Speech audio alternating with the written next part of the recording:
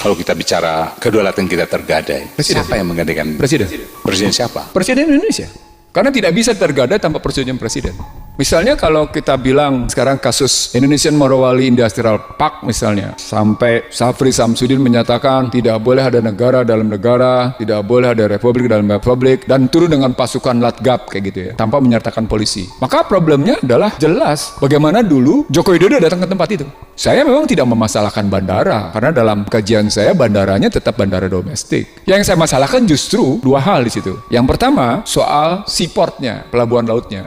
Ada dua, dia punya pelabuhan laut dengan dermaga panjang 280 meter, lebar sekitar 12 meter. Tambah lagi dengan dermaga yang satu, luasnya 50 sekian hektar, hampir 60, yang satu luas sekitar 82 hektar. Tetap dalam kawasan, yang saya yakini dalam kawasan industrial Morowali Park gitu. Jadi maksudnya presiden harus bertanggung jawab. Oh iya, Presiden siapa? Joko Widodo. Karena dia tidak mungkin bisa sedemikian rupa beraninya begitu rupa sampai kayak gitu. Anda bayangkan dua kasus yang saya catat misalnya. Kasus pertama keributan antara tenaga kerja Indonesia dan tenaga kerja asing. Sampai akhirnya muncul ternyata kelihatan bahwa yang dikirim oleh Cina adalah tenaga kerja terlatih tentara. Ya memang. Karena Cina memperlakukan uji militer bagi warga negaranya. Maka suka tidak suka, setiap warga negara yang mau bekerja, sertifikat pertamanya adalah mereka telah mengikuti wajib militer. Oke. Yang kedua, ketika kejadian ledakan smelter, itu pelanggaran K3, kesehatan selamatan kerja. Yang sesungguhnya menunjukkan kita bisa menghentikan. Karena yang terjadi adalah tidak sesuainya pekerjaan sesuai dengan syarat-syarat K3.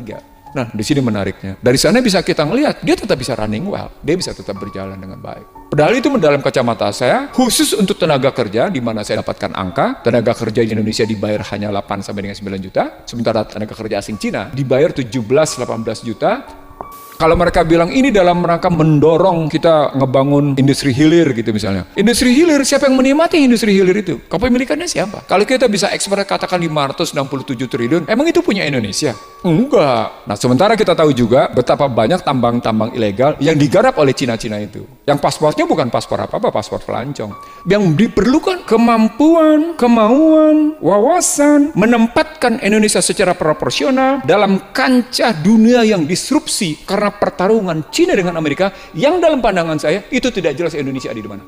Maka jelas problem besar bangsa ini menjadi tergadai karena banyak para petinggi negeri ini, kalimat saya sejak saya di DPR sampai dengan sekarang, betapa banyak petinggi di negeri ini, teknokrat, birokrat, jenderal, penegak hukum, beberapa tokoh masyarakat dan beberapa tokoh bisnis pada hakikatnya adalah pengkhianat.